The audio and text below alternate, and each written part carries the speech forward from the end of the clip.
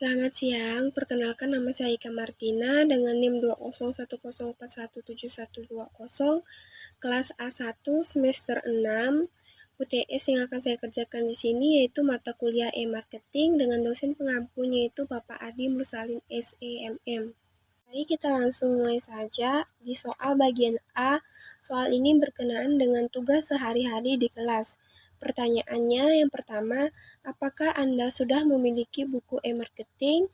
Ya, saya sudah memiliki buku e-marketing. Pertanyaan yang kedua, jika iya, kenapa Anda wajib memiliki buku e-marketing?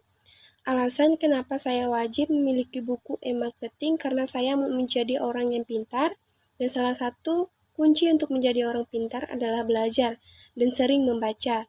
Dengan membaca buku, kita bisa mendapatkan beragam pengetahuan yang belum kita ketahui, sehingga wawasan kita akan bertambah, dan untuk itu perlu sebuah buku. Buku yang kita pelajari sangat berguna untuk kehidupan kita di masa yang datang, sehingga ada pepatah yang mengatakan buku itu adalah jendela dunia, dan itulah alasan mengapa saya harus wajib mempunyai ataupun membeli buku e-marketing. Soal yang ketiga, apa tujuan Anda mengikuti mata kuliah e-marketing? Tujuan saya mengikuti mata kuliah ini yang pertama karena saya mau memperluas dan menambah pengetahuan saya lebih dalam lagi tentang e-marketing. Soal yang keempat, berapa kali Anda mengikuti mata kuliah e-marketing? Sesuai dengan ketentuan kartu kehadiran kuliah, saya mengikuti mata kuliah e-marketing itu sebanyak 8 kali. Soal yang kelima, apakah Anda aktif menjawab soal-soal yang ditanyakan di kelas? Jawabannya iya, saya termasuk aktif menjawab setiap soal-soal yang ditanyakan di kelas. Soal yang keenam, apakah Anda sudah bergabung di Google Classroom? Jawabannya iya, saya sudah bergabung di Google Classroom. Yang soal ketujuh, apa tugas yang diberikan di Google Classroom? Tugas yang pertama itu video record ringkasan bab 1 di buku e-marketing. Tugas yang kedua, video record ringkasan bab 2 di buku e-marketing. Tugas yang ketiga itu mensubscribe channel YouTube teman dan memberikan deskripsinya. Dan tugas yang keempat itu adalah tugas video record tentang marketplace Affiliate. Selanjutnya masih di soal bagian A, soal yang ke-8, tanggal berapa Anda menyerahkan tugas di Classroom? Untuk penyerahan tugas-tugas yang diberikan, saya menyerahkan tugas sesuai dengan batas waktu yang ditentukan. Tugas yang pertama pada tanggal 9 April 2023, tugas yang kedua dan tugas yang ketiga itu tanggal 30 April 2023, dan tugas yang terakhir, tugas yang keempat itu pada tanggal 27 April 2023. Soal yang ke-9, apakah tugas tersebut sudah dinilai dosen dan berapa nilai dari tugas tersebut? Untuk 4 tugas yang sudah saya kerjakan, itu cuma masih 1 tugas yang diberikan nilai oleh dosen saya, yaitu tugas video record Affiliate dengan nilai 78. Selanjutnya soal bagian B, soal ini berkenaan dengan affiliate marketing atau Affiliate. Pertanyaannya nomor 1, apa itu Affiliate Marketplace? Affiliate Marketplace itu adalah bisnis affiliate yang sangat sederhana, dengan perhitungan atau bagi hasil atas member yang diajak bergabung dalam tim. Affiliate itu adalah perusahaan aplikasi marketplace yang dipasarkan dengan cara afiliasi bertingkat dengan memadukan 2 pemasaran, yaitu digital marketing dan network marketing.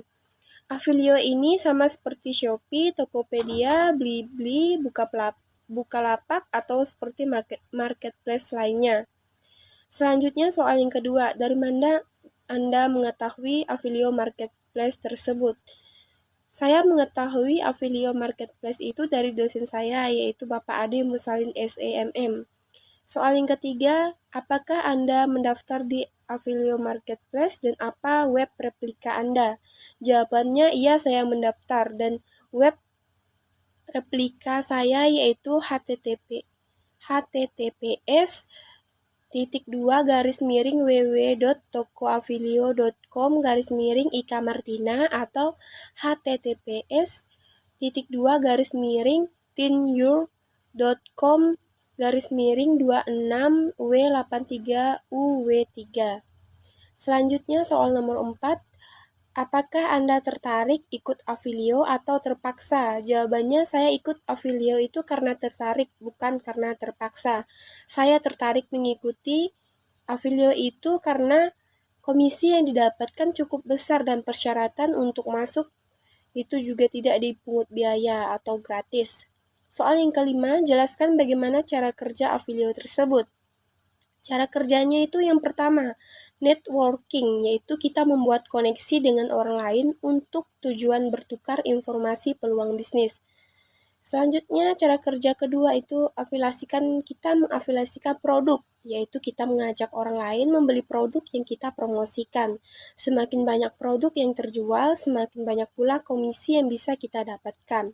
Dan cara kerja yang ketiga itu penjual, di mana member yang berprofesi sebagai online shop atau jualan online bisa memasarkan produk di Avilio. Dan selanjutnya cara kerjanya itu sebagai pembeli, yaitu member yang hobi berbelanja online bisa membeli produk online shop atau e-commerce yang ada di Avilio. Selanjutnya soal yang keenam, ada berapa marketing di Avilio tersebut? Jawabannya itu ada 4 marketing plan. Soal yang ketujuh, jelaskan bagaimana komisi yang ditentukan dalam Avilio tersebut. Komisi yang didapatkan yang pertama itu 5%, di mana Avilio margin dari setiap pembelanjaan atau penjualan di bawah kita langsung unlimited. Yang kedua, tambahan komisi 2%. Margin nasional dibagi jumlah bronzi yang ada di Avilio. Dan yang ketiga itu tambahan komisi super bronzi 1,5% jika punya 2 afiliator bronzi. Yang ketiga, posting foto I am ready Avilio dan jelaskan makna foto tersebut.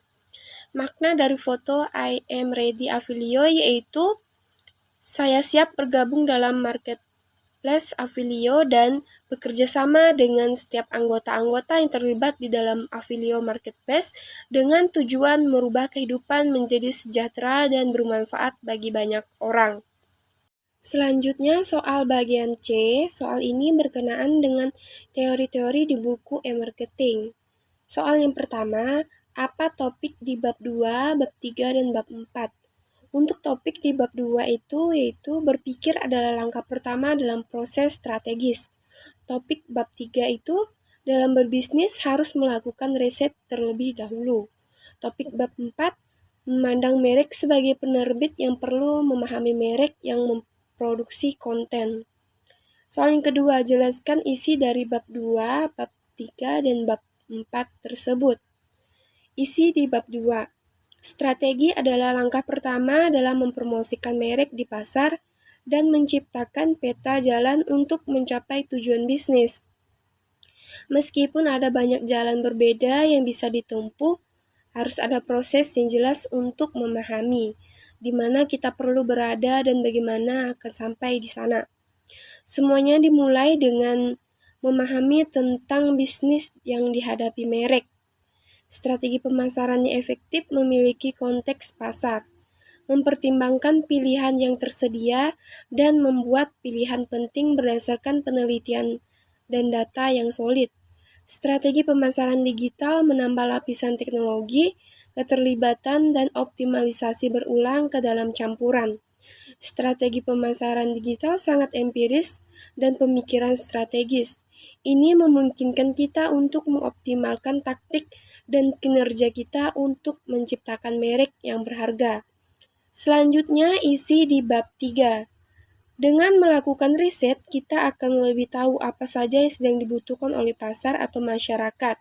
Kita juga bisa mengetahui siapa saja pesaing-pesaing dari pembisnis kita. Beberapa fungsi penting dilakukan riset sebelum memasarkan produk, di antaranya yang pertama, mencari tahu tentang kebiasaan pasar sehingga kita dapat menentukan strategi pemasaran suatu produk agar lebih tepat dan tentunya terarah. Yang kedua, terciptanya peluang pemasaran yang terlihat dari setiap daerah. Yang ketiga, menghemat waktu dan juga tenaga kita. Dan yang keempat itu minimalkan resiko. Konsep kunci dalam riset pemasaran ada yang pertama metodologi riset. Metodologi riset itu adalah proses atau cara ilmiah untuk mendapatkan data yang akan digunakan dalam keperluan penelitian. Selanjutnya, desain riset online. Itu merupakan rancangan yang akan digunakan oleh peneliti dalam melakukan riset online. Selanjutnya, validasi riset online dan aspek-aspek ketika dalam riset online itu adalah merupakan tata cara, sopan santun, aturan yang berkaitan dengan bagaimana kita bergaul dalam dunia maya. Dan yang terakhir itu riset primer dan riset sekunder. Riset primer itu adalah data baru yang dikumpulkan untuk produk atau hipotesis tertentu. Sedangkan riset sekunder itu adalah data yang ada yang dipublikasikan sebagai sumber dari informasi. Selanjutnya isi di bab 4. Pemasaran konten menyajikan mekanisme tarik bagi pemasar daripada mekanisme dorong.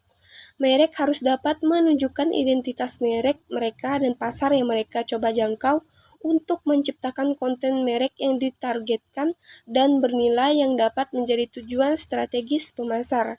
Tidak hanya menciptakan konten, tetapi selalu strategi pemasaran konten bagaimana kita mencocokkan jenis konten dan metode pengiriman tertentu untuk mencapai hasil yang menguntungkan. Hal ini memerlukan ide-ide yang beresonansi dengan orang-orang daripada hanya disajikan di berbagai media. Selanjutnya di soal yang ketiga, apa yang dimaksud dengan e-marketing? E-marketing itu adalah sebuah strategi pemasaran. Pemasaran e-marketing mengandalkan suatu media elektronik dan jaringan internet yang memasarkan suatu barang ataupun jasa dengan strategi promosi, pendistribusian, konsep dan penetapan harga barang. Strategi dalam internet marketing yang dapat dilakukan diantaranya adalah menggunakan website, sosial media, email marketing, dan affiliate marketing. Soal yang keempat, bagaimana e-marketing mempengaruhi kehidupan di masa mendatang? E-marketing merupakan bagian terpenting dari perusahaan yang menjamin kelangsungan dari sebuah bisnis. Tanpa adanya e-marketing, maka produk yang kita miliki tidak akan dapat dikenal baik oleh masyarakat. Seiring dengan perkembangan teknologi, maka e-marketing ini pun akan mempengaruhi kehidupan setiap orang. Dikarenakan pada zaman sekarang ini orang lebih suka menggunakan media digital untuk memenuhi keinginan ataupun kebutuhan hidup sehari-hari. Dan pada zaman sekarang ini juga manusia sudah tidak bisa terlepas dengan yang namanya teknologi. Ini bisa membuat e-marketing ke depannya pasti akan sangat berpengaruh bagi kehidupan manusia. Soal yang kelima, apakah perbedaan e-marketing dengan digital business dan internet marketing? Perbedaan e-marketing itu adalah suatu kegiatan pemasaran yang dilakukan pengusaha atau perusahaan untuk memasarkan produk atau jasa dengan menggunakan media elektronik atau internet. Dan digital business itu adalah suatu pemanfaatan teknologi digital untuk menciptakan keunikan mulai dari metode bisnis hingga pengalaman pelanggan atau consumer experience. Dan yang selanjutnya itu perbedaan di internet marketing. Internet marketing itu adalah strategi memasarkan produk melalui internet dengan tujuan mempromosi, branding, meningkatkan penjualan, juga mempengaruhi konsumen untuk membeli, baik itu barang atau jasa. Contoh platform yang sering dipakai itu adalah website, email, blog, mesin pencari, dan media sosial. Selanjutnya soal bagian D, soal ini berkenaan dengan video e-marketing. Soal yang pertama, sebutkan judul video tersebut. Judul videonya itu adalah kerangka ideal belajar digital marketing untuk pemula. Dan soal yang kedua, siapa pembicaranya? Pembicaranya itu adalah Denny Santoso. Dan isi dari video. Untuk masuk ke dalam digital marketing yang lebih benar lagi, kita perlu melakukan beberapa hal. Yang pertama, kita perlu melakukan diagnosa. Yang kedua, kita perlu mengetahui goal dari company kita. Dan selanjutnya, kita mempunyai tim yang lengkap atau tim blending. Dan ada 3 fase yang perlu dipahami, yaitu di mana kita mempunyai fondasi dalam memasarkan produk, Di dalamnya terdapat new opportunity, ideal customer, false belief, dan the messenger, belief statement, dan hook story offer, dan Vollender. Dan selanjutnya automate. Apa sih yang bisa, maksudnya itu apa sih yang bisa dibuat dalam otomatis, di mana terdapat dalamnya itu ada funnel, education follow up, return path. Dan selanjutnya scale, yaitu di dalam terdapat traffic, dream 100, dan resellers.